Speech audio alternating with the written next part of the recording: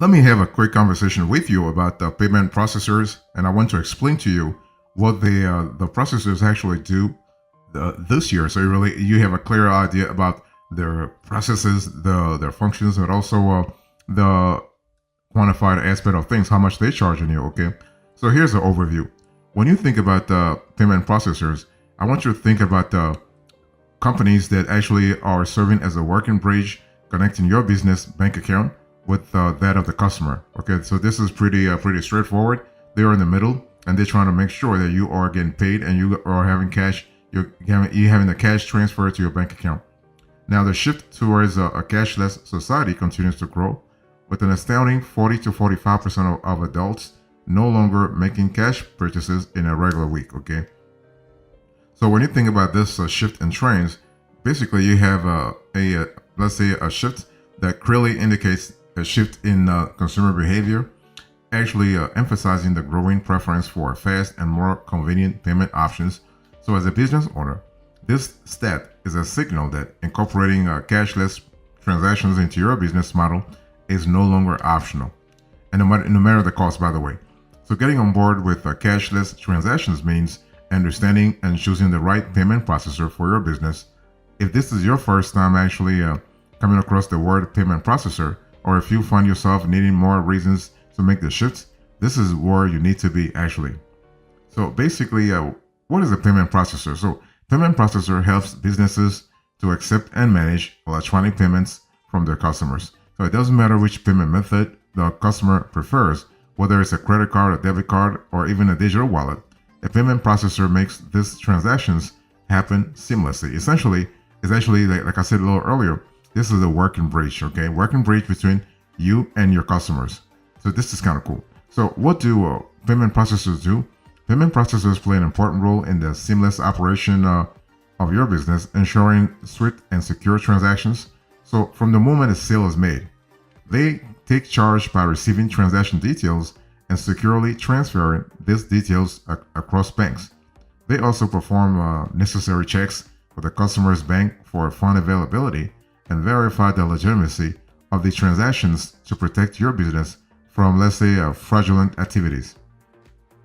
So, since every sales transaction in your business involves sensitive financial information, payment processors also provide top-level protection by employing cutting-edge security measures like encryption and tokenization, all within the strict confines of PCI DSS standards. Okay, very important. So then once a transaction is authorized, payment processors efficiently manage the transfer of funds to your bank, making sure your merchant account reflects the accurate transaction amount net of any service charge. So besides actually handling transactions, payment processors offer valuable insights by analyzing transaction data. This analysis helps you understand sales trends and actually make informed decisions. They equip you with tools to monitor transactions for potential fraud and manage disputes, thereby actually protecting your profits.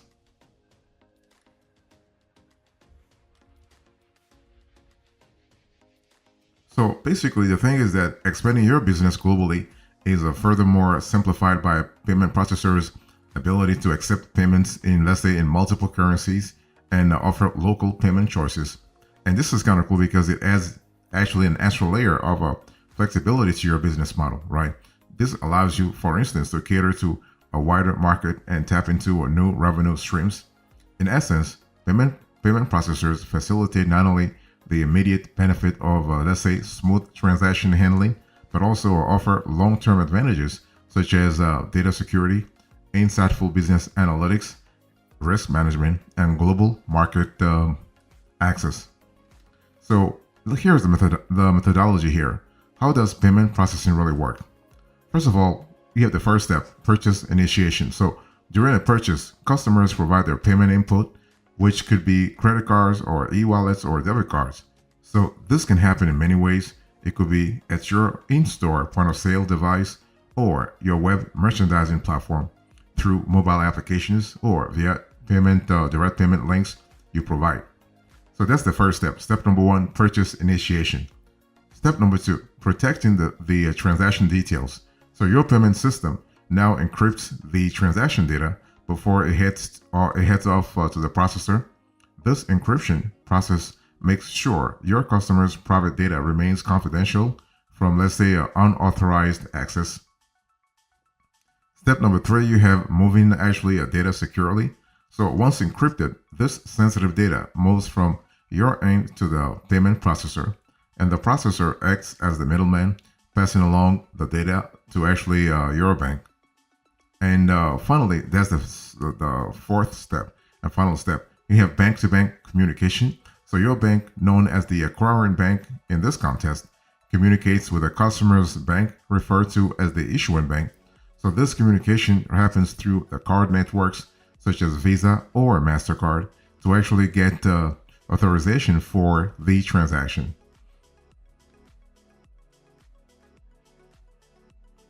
So the next step here is that basically you have step number 5. So step number 4 was not the final step, by the way. Step number 5, you have securing authorization. So the issuing bank examines the transaction closely. So it checks whether the funds are available, verifies the payment method, and confirms that the purchaser's identities are valid, all to ensure a smooth transaction free of fraud, right? The next step, you have a response to the transaction. So upon approval, the issuing bank sends authorization back to the card network to your bank. And so what happens here is that if the transaction doesn't go through, a decline message is returned with reasons. You got to have reasons. I mean, they can't just decline the transaction and not say anything. So what about step number 5? I mean, step number 7, rather. 7. Finalizing the sale. So after authorization, your business proceeds to complete the sale. And if for some reason the transaction is actually denied, you would then ask your customer for a different payment method. And so the next step, final. Now we have a final step, is actually completing and capturing the transaction. So after getting authorization, you deliver what was purchased. However, the transaction is not financially complete yet. The capture phase is when the money is officially transferred from the customer's account to yours. And at the end of your business day, you round up all the approved transactions and send them to the processor for settlement. Okay, and basically the processor then handles the actual money transfer with your bank, which could take anywhere from 1 to 3 business days to complete. It really depends upon the geography too. If you have, let's say, a transaction that involves multiple states or multiple countries, then you have an international transaction. Then it can even take longer to actually settle or even validate the amount in terms of the issuing bank versus the acquiring bank. Okay, so just be aware of that sort of slight delay. So let me talk to you about the fees here. So what are common fees structures for payment processors?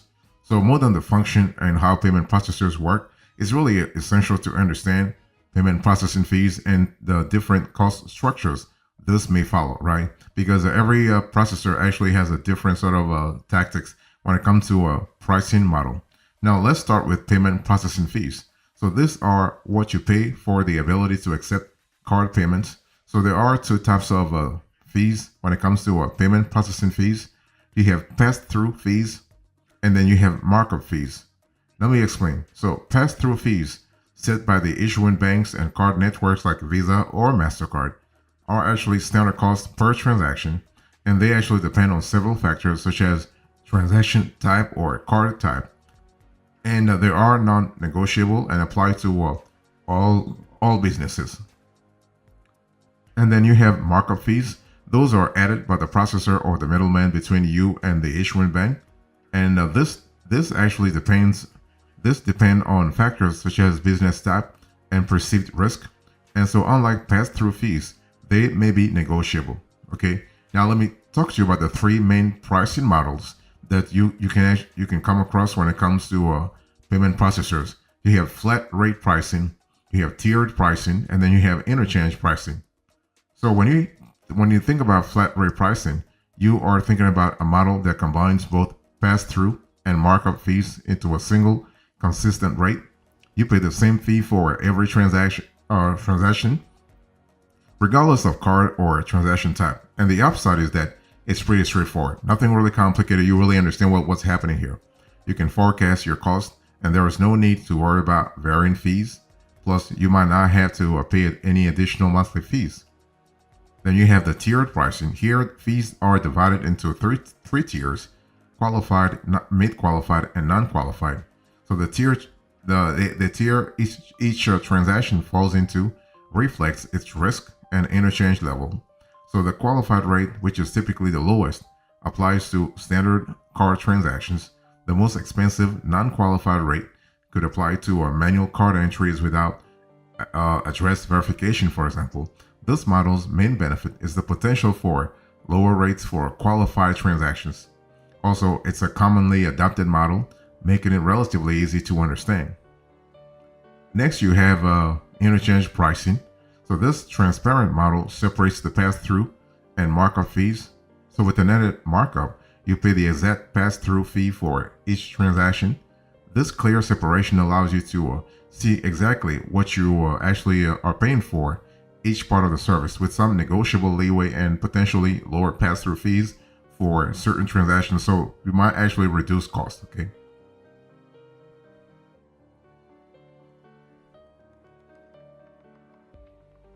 So let me talk to you about the selection here. How do you choose a payment processor for your business this year? Because selecting the best payment processor is actually key for your business's success, especially when it comes to controlling the revenue, controlling the cash inflow versus cash outflow.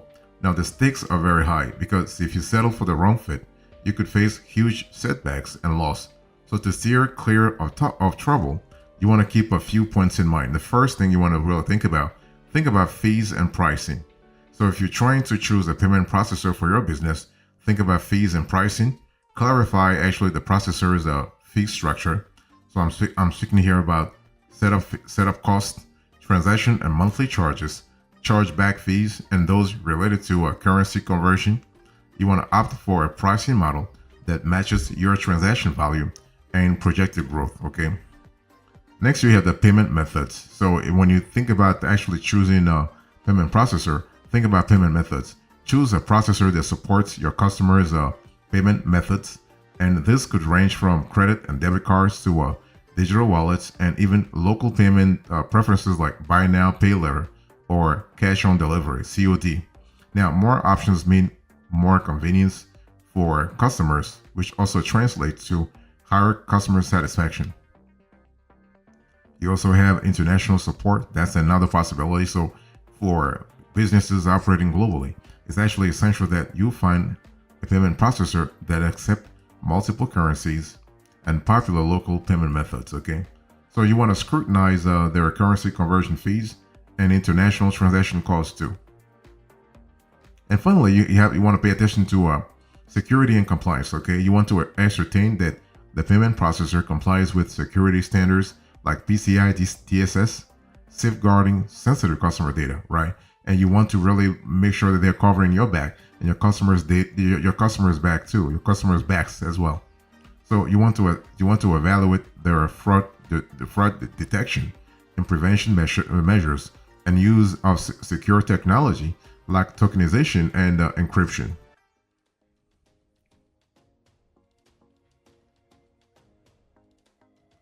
You also want to pay attention to their customer support. I mean, this is going to be very important. If you want to choose a payment processor, you want to make sure that the quality of the customer support is really impeccable. Why? Because basically, quality customer support is important. Ensure the processor offers, for instance, round-the-clock assistance accessible through multiple channels. So you can hear about email, chat, or even phone. Also look for good reviews and testimonials about the responsiveness of the support team. By responsiveness, I'm talking about how fast they respond, how knowledgeable they are when it comes to understanding why customers are calling in the first place. Okay, in other words, you have to have a good knowledge of the company's products and services. So besides customer support, you have integration and compatibility. So also this is another criterion to look for before you select a processor. Why? because you want to select a processor that integrates seamlessly with your existing system. Many offer user-friendly APIs or SDKs that allow seamless integration with diverse platforms. But yeah, if you can have a native integration, that's even better. But if not, just go through the SDKs or APIs. Then you also have scalability and flexibility. That's also important. So your payment processing needs will naturally change as your business expands. So you want to choose a payment provider that can scale with your business, offering features like subscription billing, invoicing, and recurring payments. And this is important because you want to give your customers actually more options. You want to give them, let's say, flexibility, and also you want to give yourself flexibility in terms of revenue generation. Okay, so this is kind of cool. And you also want to think about contract terms and cancellation policies. So you want to actually consider the contract's minimum requirements, early termination fees, those ETFs, and any other restrictions. In other words, you want to read the fine print to make sure that you are getting yourself into what you think you're getting yourself into. Let me give you some extra information here. So when you think about what payment processors do, you got to really ask yourself, what's actually the difference between traditional and modern payment processors? So traditional payment processors typically work with brick and mortar businesses requiring physical hardware to accept payments such as credit card terminals for in-person transactions. On the other hand, modern payment processing embraces digital technology, along with allowing businesses such as yours to accept payments through, let's say, mobile devices or online platforms. They provide flexible solutions for businesses to accept payment anytime, anywhere, and are generally quicker at adapting to new payment methods. So how quickly can you actually access funds after a transaction? It really depends upon the origin of the customer. The location of the customer, right? And also what kind of card was used. So the speed at which you can tap into funds after a transaction varies among payment processors. Some offer next day deposits, while others might take a few business days. So you always want to look for a processor that meets your cash flow needs and provides timely access to your funds to maintain actually a smooth business operation. Finally, you got to really ask yourself, if your business has unique payment processing needs, well, you have to really make sure that you find a flexible POS provider. You find a flexible payment processor. Okay, you want to make sure that you have a payment processor that has flexible solutions that can really cater to businesses of all sizes and shapes. Okay, you want to have a processor that offers tailored payment solutions to suit your unique needs, including mobile POS for on-the-go transactions, and also versatile payment tools for physical locations. So something to really think about.